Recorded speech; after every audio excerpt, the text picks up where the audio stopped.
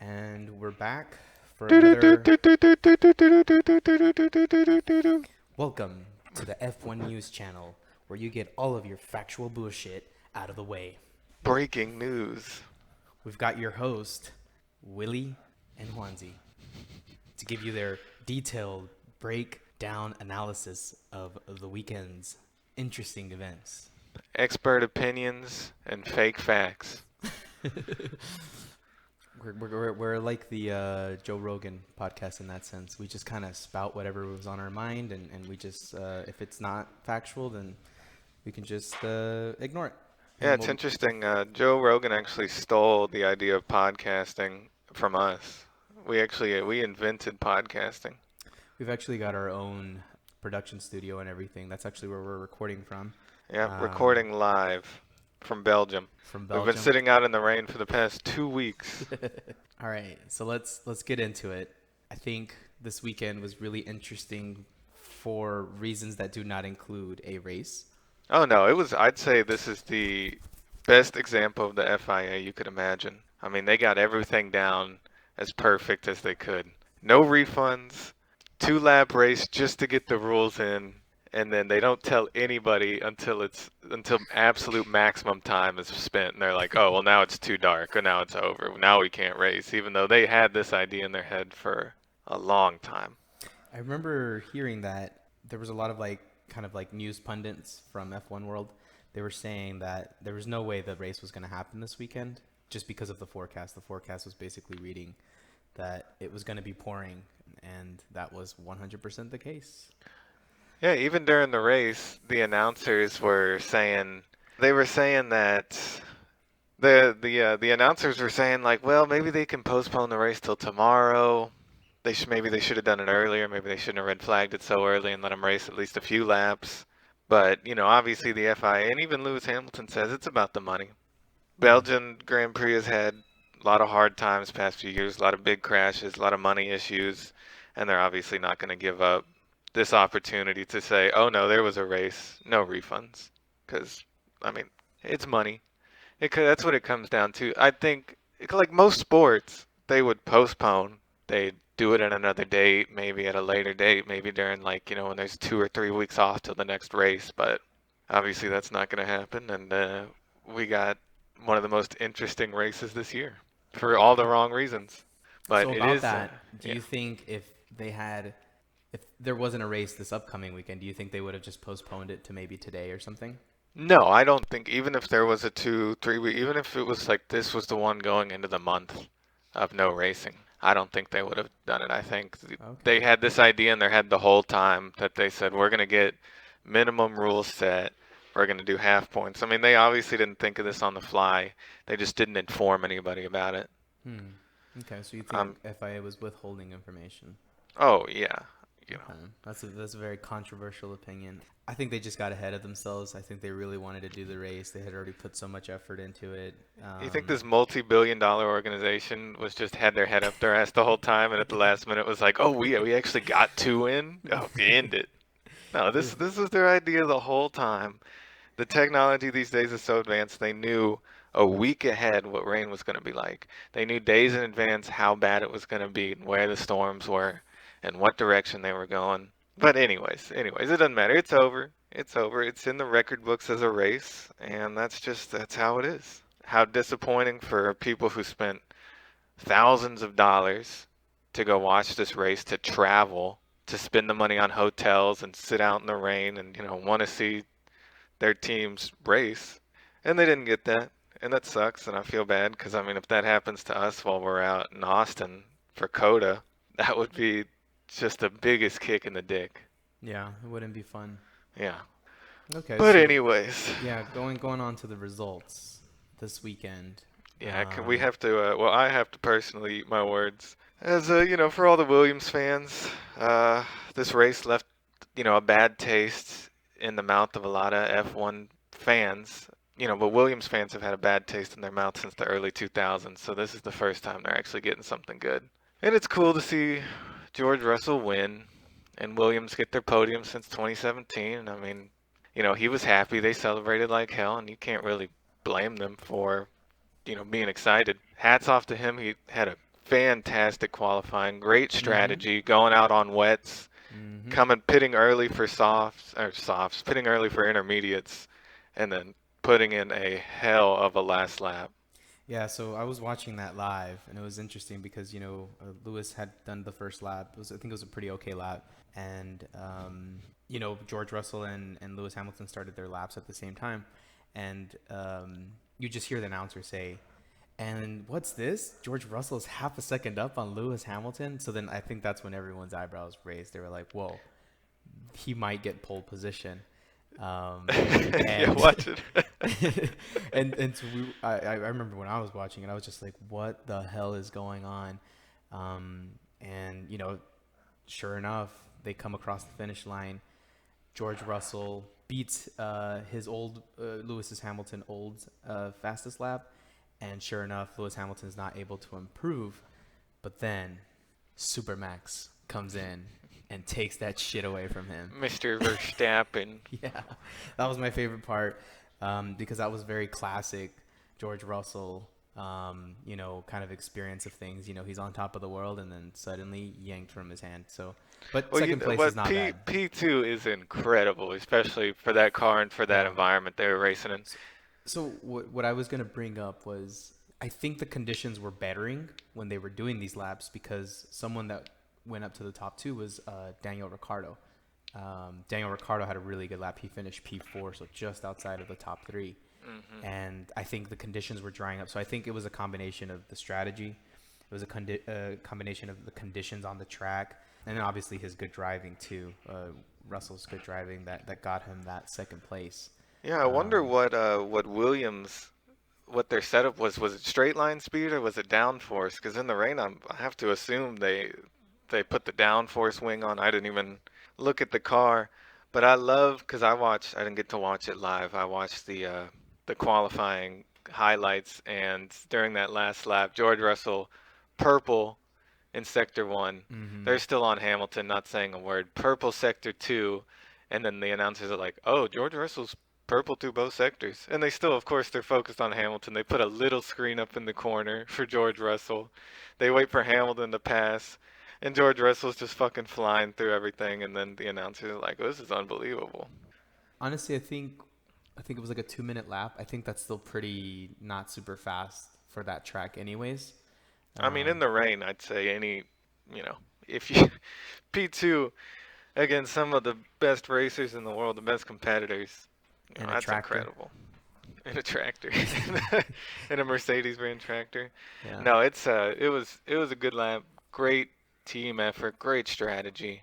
Yeah. I'd love. I shoot. I think we need to start talking shit about the teams we want to see win.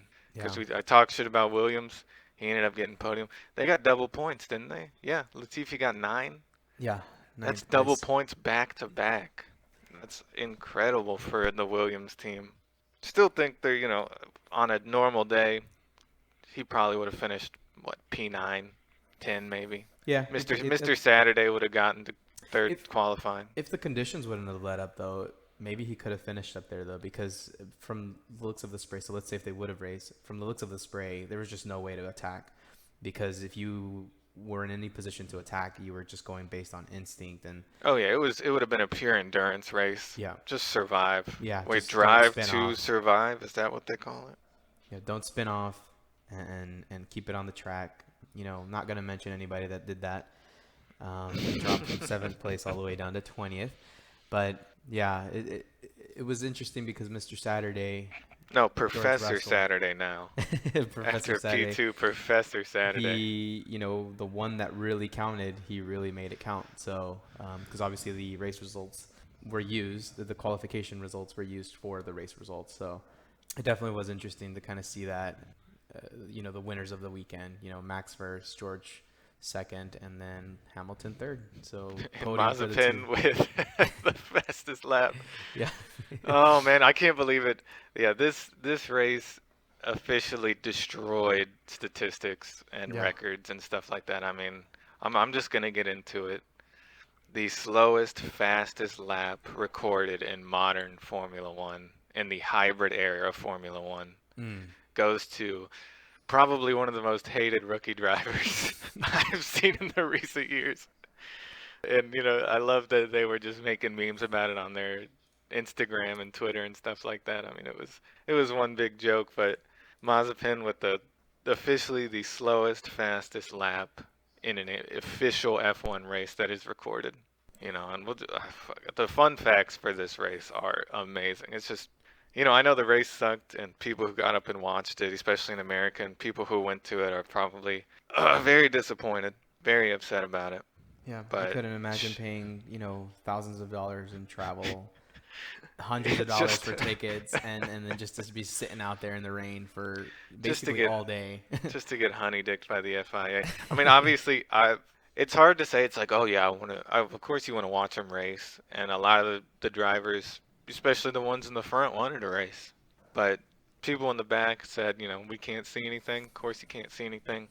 Conditions were just going to get worse. Even if they did 10, 12 laps, there's still a good chance. They've had so many big crashes on that track in Yeah. history, and So I'm sure they just don't want to record it again. I don't know if you saw, maybe they didn't include this in the highlight reel, but Max Verstappen, when they did the first kind of, I think maybe it was the formation lap, or maybe it was like the first set of safety car laps at the very beginning. He was like, obviously he's in the lead, so he's got no spray in front of him. And he's like, honestly, the conditions are fine. I don't see why we wouldn't race. And then Yeah, the every picture of single him person, side by side with the pace car yeah, is beautiful because it's all white behind him. You can't see anything, and yeah. he's like, "Yeah, it's just a Sunday drive." And every single driver was just like, I can literally not see 100 meters, in front of me. And if you look at the finish times, because obviously they based it on the safety car laps, everyone's like at least 3-4 seconds behind each other, and it's because the spray.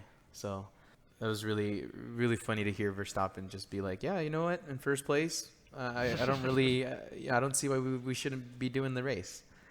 The other interesting fact for this race was the first Williams podium since Baku 2017 from Since Lance Stroll. 2017. Yeah, so that's a big deal, obviously, because these guys have not been in the points, I think, since then, right? Like 2018, 19, and I 20. mean, they've been in the points, no podiums.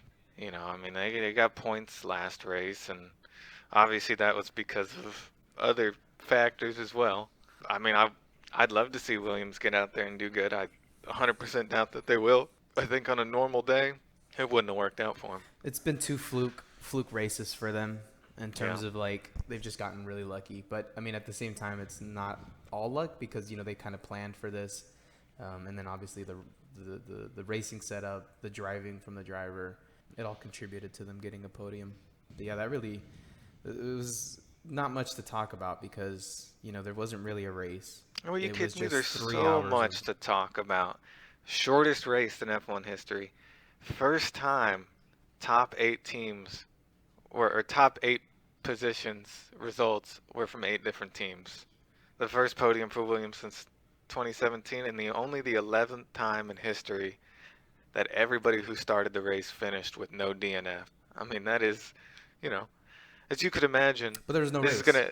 There's no race. Well, technically there Nope, was. nope. There was zero Technically, race. this is No gonna one go can argue down on the that. Wikipedia as a huge asterisk. The FIA would like to argue with it. There's points on the board. Verstappen got his 12 and a half. Yep. I mean, like it's as much as you want to argue. Yeah, there was no race. There was no overtaking. But officially, this was a race. Yeah, I was This is pretty counted. disappointed with the weekend because honestly, I did want to see a race. This is one of my favorite tracks, and so to not be able to see them do it, it was pretty disappointing.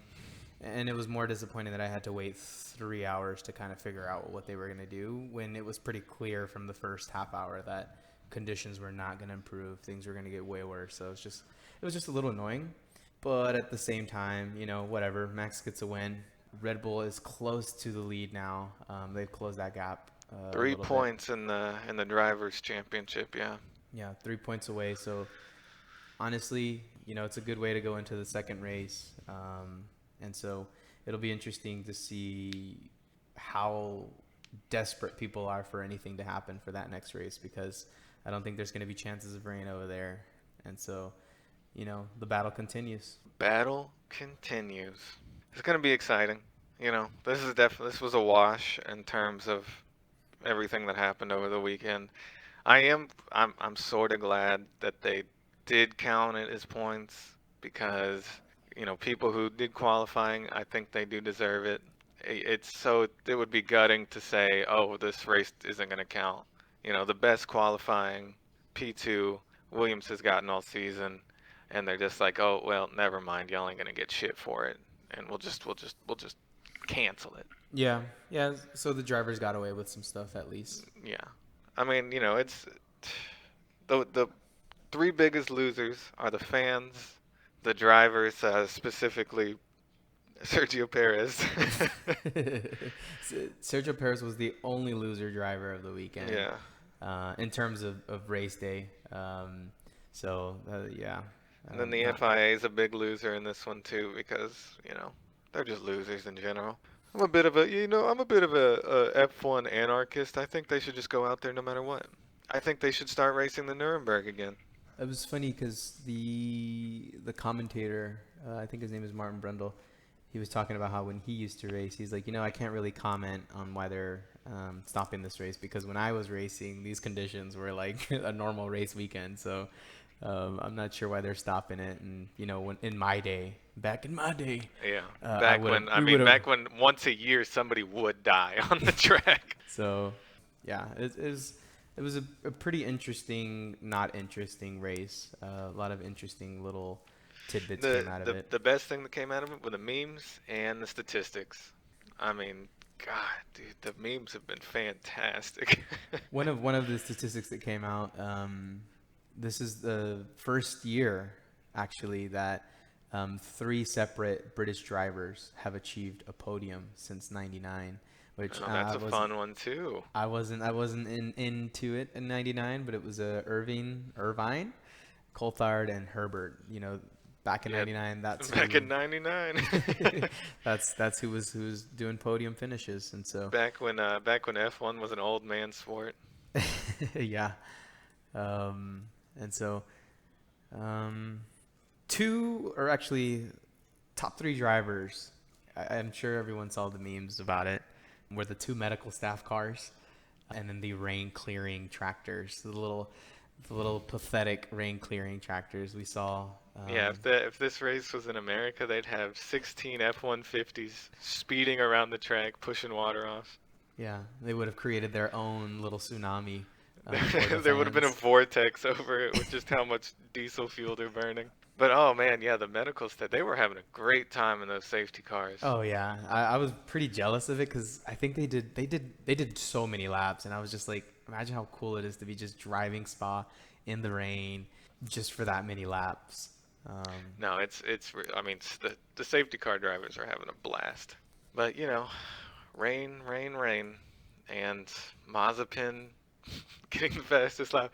So if you told me that this would happen a week ago, or like at the start of the season that Mazepin would get a fastest lap at Spa, oh man, imagine. I need a time machine to go back in time and place $100 bet on that because I'm sure the odds are 1,000,000 to 1. Yeah. Mazepin. He still did get last place though. Yeah, he did. He got last place. Or actually, no, he didn't. I mean, he didn't get points, outside of the top 10 and not getting points for fastest lap. He scored 17th. He finished ahead of Didn't Kimi Raikkonen crash too? No, they had to replace his wing. Oh, that's why. So he got a penalty, and I think Lance Stroll got that same penalty. God, what a nightmare. Yeah. What a nightmare of a race. 3 losers of the weekend, Raikkonen, Perez, and Stroll. They managed to drop positions when there was no race. No race, no overtaking, but it all goes down officially.